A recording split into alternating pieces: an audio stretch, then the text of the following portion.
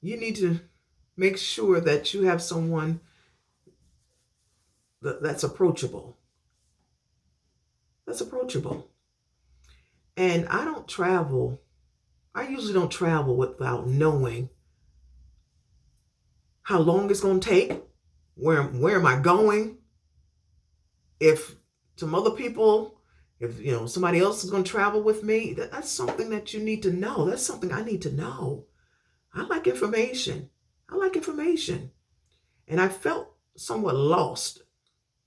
I felt lost, not the entire time, but as we got closer, I'm like, where? Oh, okay, now where am I?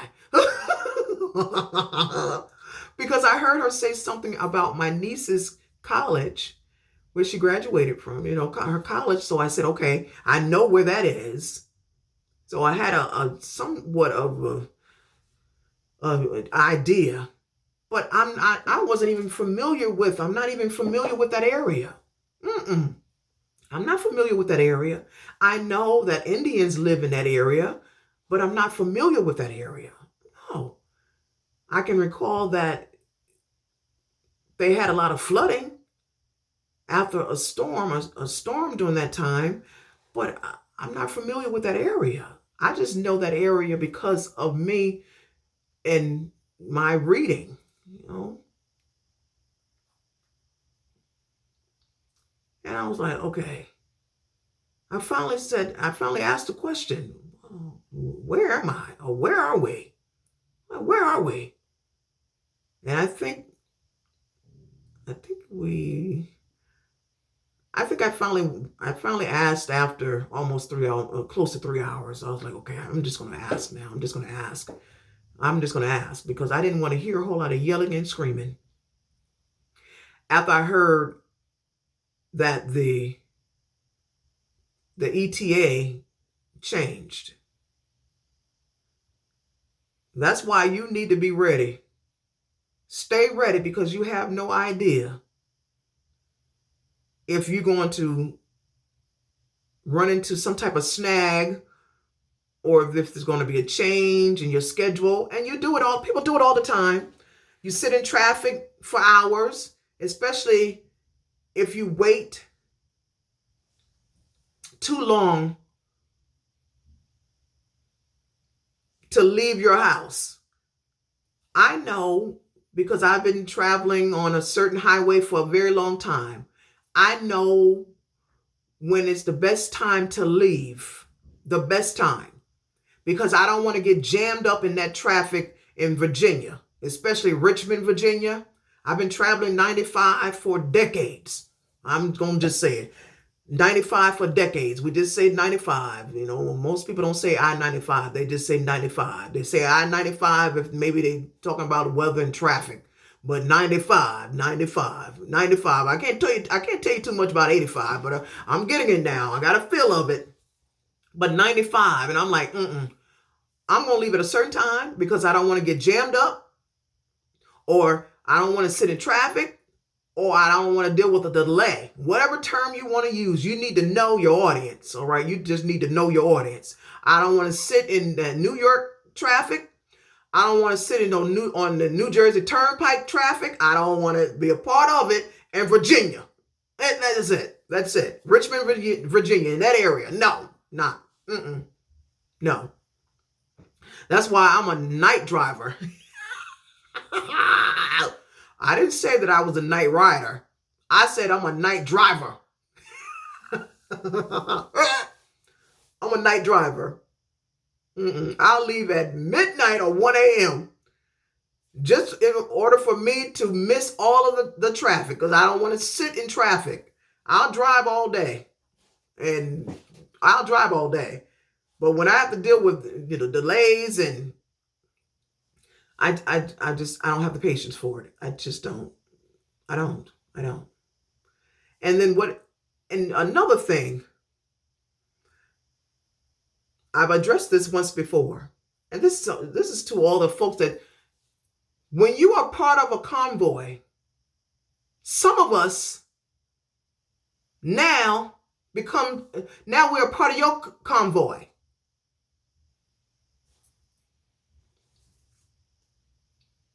How? How did we become a part of your convoy?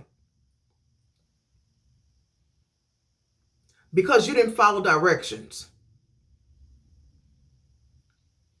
What do you mean? Now, unbeknownst to us, we're part of your convoy. Why?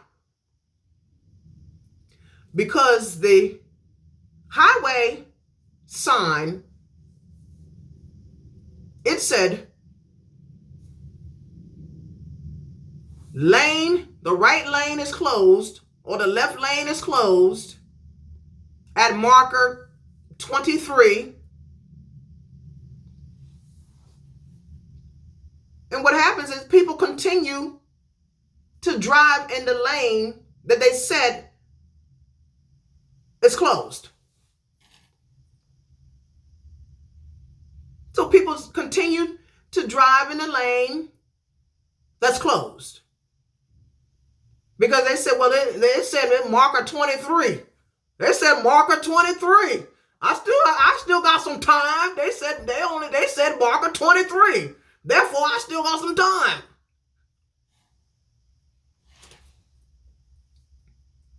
And what happens is, all the folks that say, I still got some time,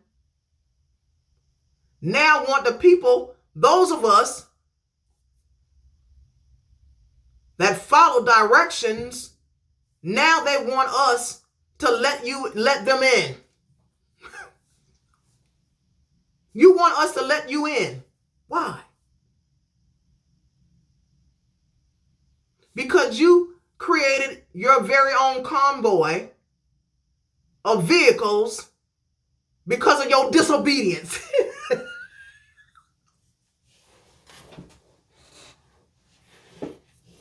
Because of your disobedience. Now that's what, church folks say. Disobedient, or disobedience. Because of your disobedience. And when they would, I'm telling you, when they would use the term because of your disobedience, God knows it made you feel, it made you feel lower than low. All right. You're like, oh, Lord have mercy. I know what I did was wrong. I know.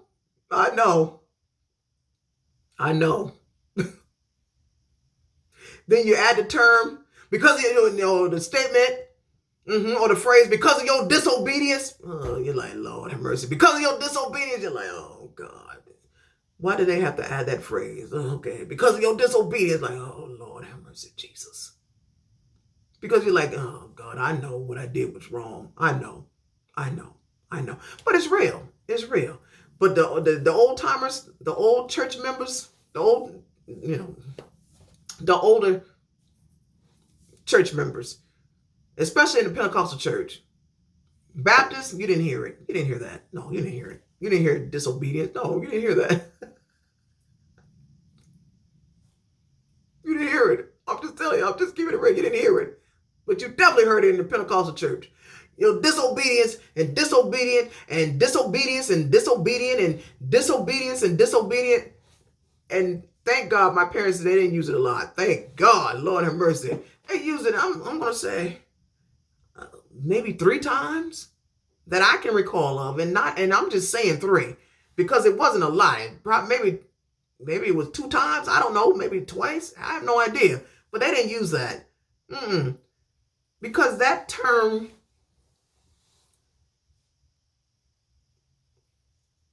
it carried a lot of weight. And it's in the Bible. You talk about, God talks about, that disobedience. Don't get it twisted. Just, stay close. Just accompany me. Just stay close. It's similar to you going out and beating a person over the head with the Bible. And you expect for them to change. They're not going to change because you're beating them over the head with the Bible.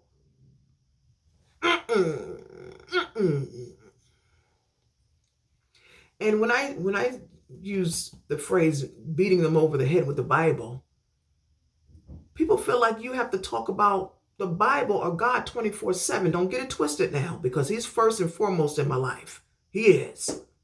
And he already knows, okay? He knows, like, listen. But we need to learn how to balance. Balance. Life and God. Because God is over my life. I can't speak for you, or I can't speak for you all. God is over my life. But I still know how to balance. Balance. And I'm learning something new every day. And especially when it pertains to the Bible. Because I thought, I'm just keeping it real, I thought that when I got saved, I was supposed to stop listening to all types of secular music. And, excuse me, that was something that was passed down from generation to generation.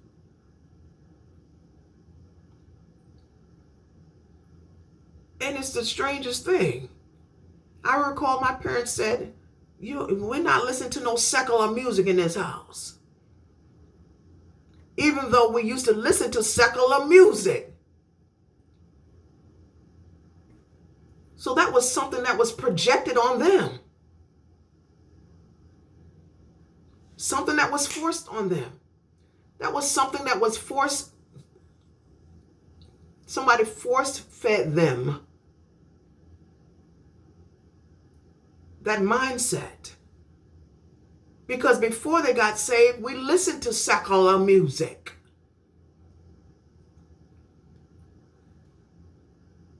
And since I've been in Charlotte, North Carolina, and then God said, I want you to listen to some of the music you used to listen to. Now I look at it and I have a different understanding, or a greater understanding now, that I can listen to secular music. I can still listen to secular music. And yes, outside of my assignment, I can still listen to the music, but I don't have to listen to the explicit lyrics. And not because I'm saved. No, I'm not a cusser.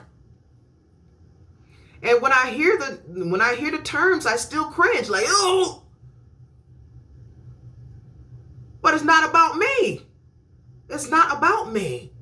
So I have to put my personal views or my personal biases to the side. It's not about me. That's what I have to listen to right now. Because I can't just say, well, you know what? Only people that have friendly lyrics. And when I say that, who am I to say that the person that's using explicit lyrics, they're not friendly? Now, if you calling me a B, or if you calling me an N-word, the lyrics are not friendly. They're not friendly lyrics. I don't care how friendly you are to me. But right now, I have to listen. Because I had no idea. I've always listened to like the radio edit songs.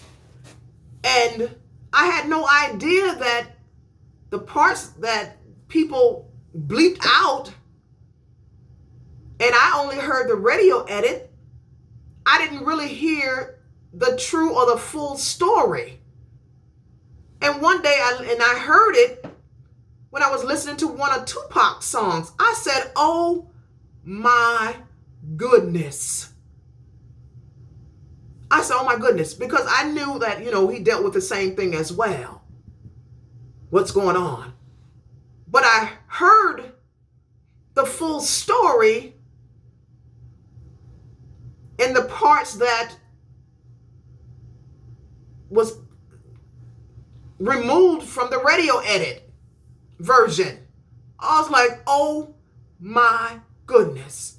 And that was an eye-opener. That was an eye-opener, and several other people as well. I'm not going to start naming people because people get upset and like, well, she forgot about me. I didn't know. Oh my God. I'm a rap head. I love rap. I love listening to rap. But I thought once I got saved, I had to stop listening to rap and all secular music. But now my eyes are open. Hey, my eyes are open. My eyes are open. My eyes, they have been opened. Whoa. My eyes have been open, and you want to know why? Because listen, I'm a part of a convoy. I'm right behind God. Yes, I am. I'm following him close. Close. Close. And I'm like, oh my goodness gracious. And I'm not saying this is my personal preference. My personal preference. Because even when I was saved and I had stopped listening to rap music, well, secular music, every once in a while I still say, well, you know what, I'm gonna creep something in here because this is what I feel like listening to. I want to listen. I want to hear it. This is what I want to listen to. But yes, I know what songs to stay away from. I'm not gonna listen to your song if you're talking about Satan. I'm sorry. No, I'm not. Meaning satanic. Because it's real. It's real. And I know we sing about Satan, you a liar, and Satan, Satan, Satan. Like I said, my eyes, they've been open. So hymns, sacred music, secular music, I'm going to continue to listen to it until Jesus comes back. Or until his second coming. Yes, I am. I have a different outlook now. I have a different perspective. And it was something, like I said, that was passed down from generation to generation. Y'all don't listen to that secular music, even though we used to listen to it. So it was something that was force-fed. It's something that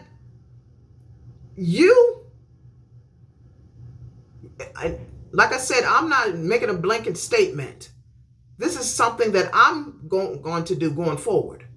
If I want to listen to Luther and Freddie Jackson, and I'm not, like I said, I'm not going to start naming a whole lot of people because people are going to get upset. But if I still want to, yes, I'm going to listen. Yes, I am. Because it's a heart condition. It's a heart condition. We take things that's man-made and then we turn it into something else. And we make it something that God didn't say.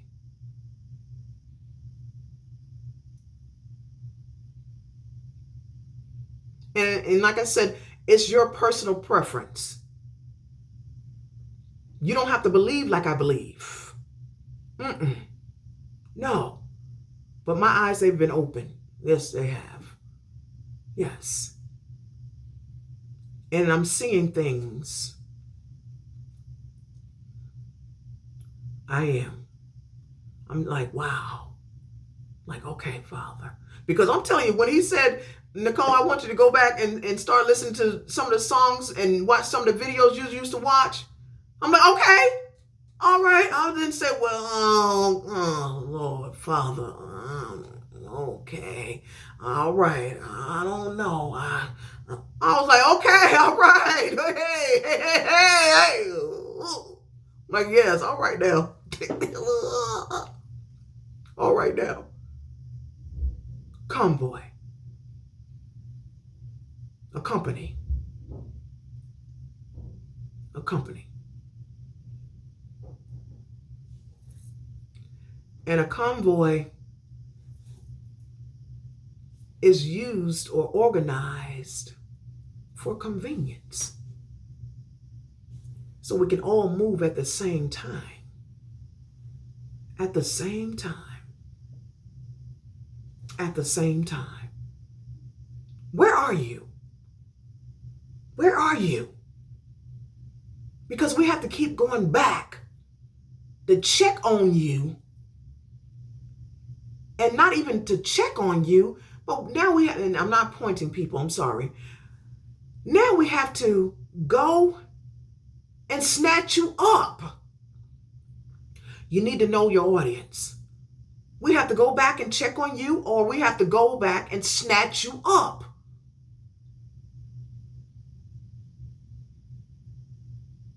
God told them, I'm about to destroy this city. And people don't get it twisted, okay? And don't rest on the city. Just stay close. Stay close. God warned them.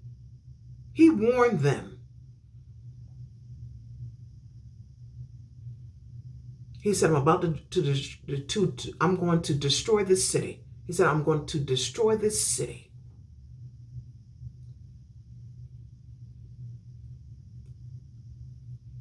So that was a family convoy. A family convoy.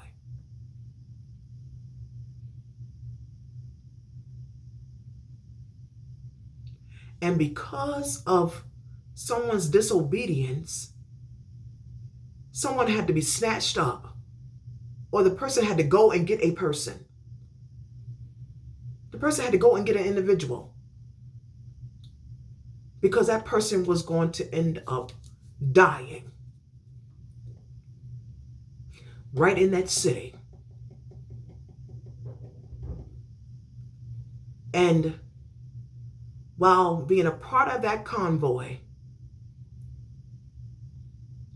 one person in that convoy said, nah, no.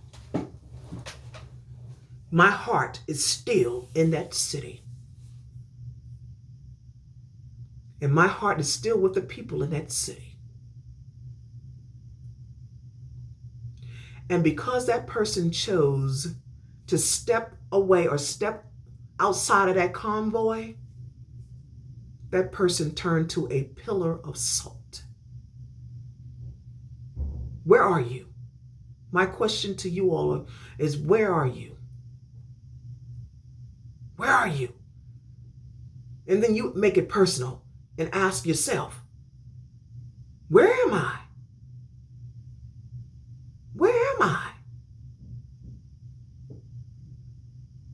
Because we're trying to move together or at the same time.